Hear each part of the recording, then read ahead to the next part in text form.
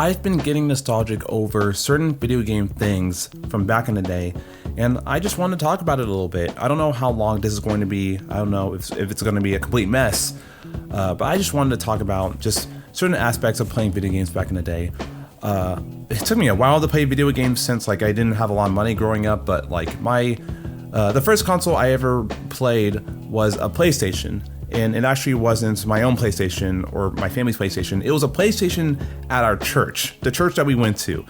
I remember that I think it was at the end of every service we would be able to go and play one of two games, three games actually, I believe. Tony Hawk Pro Skater 1, Tony Hawk Pro Skater 2, and Nicktoons Racing. So those three games were three of the first games I ever played. And I loved all of them. I would love to revisit all three of those games one day because it's been a long time since I've played any of them. I did play the Nintendo 64 version of Pro Skater 1 at a friend's house years ago, back in I think 2015. Other than that, I haven't played the games in a long time. I don't even remember if I was playing the original PlayStation controller or the original DualSense, the one with the actual analog sticks.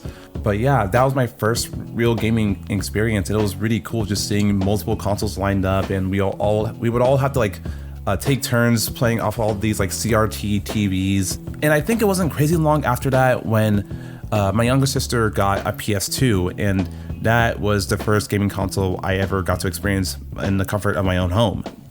Man, I do have a lot of nostalgia for the PS2, even though I definitely didn't play a lot of legit PS2 games. I played a lot of licensed trash and a couple of good games, but I do have a lot of nostalgia over the thing. Just booting it up and seeing mysterious sort of rectangular prisms whenever you would boot up the game, and just seeing Sony PlayStation 2 or whatever it said, it was just so cool. And I learned years later that there would be more there whenever you have more save data. So if I can show footage from my sister's PS2, there should be a good amount of breaks there because we've played a bunch of random games on that thing, and her memory cards are pretty filled up.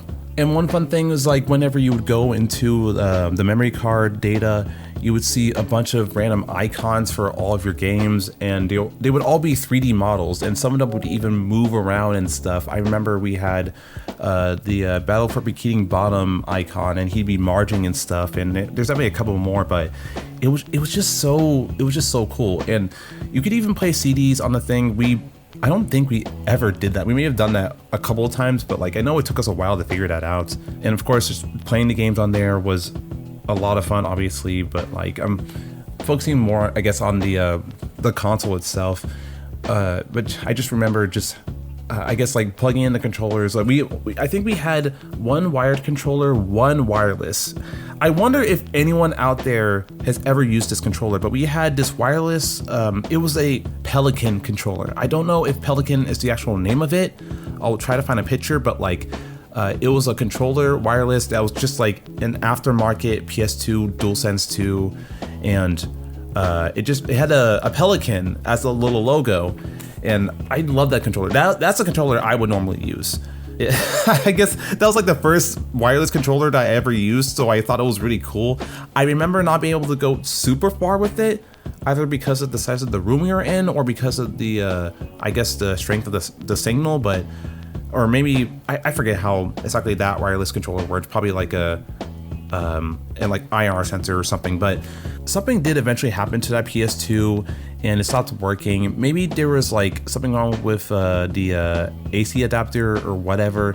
We didn't know that because we were really young, but my mom actually threw out that PS2 at some point after it was sitting for a bit, and my younger sister was not happy about it. But luckily she got a new one 5-6 years ago at some point. And now that one's having problems with the AC adapter as well. Both were slim PS2s, so maybe there's something in the water.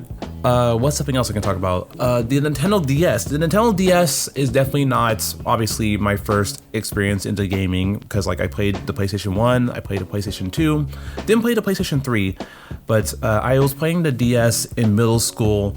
I got to play on my best friend's DS whenever we would go to different events through band or at school or whatever, and I thought it was so fun. Like, I think the only games I was really playing was Mario Kart DS and Mario Party DS when we would play, but those games were so fun. They're still like some of my favorite games ever, honestly. Granted, nostalgia, obviously, but I still think that both games are really good and hold up today. But back to the DS though, I just loved playing on those things back then, and I eventually got my first DS Lite, I believe in 2011 for Christmas, and it was really cool. I loved using the thing, and I think it was like a cosmic black one, and it had, I don't know if you know those weird like tribal black markings that you'll see on some things in the 2000s. It had a sticker like that on it. I wish I had a picture, but I don't.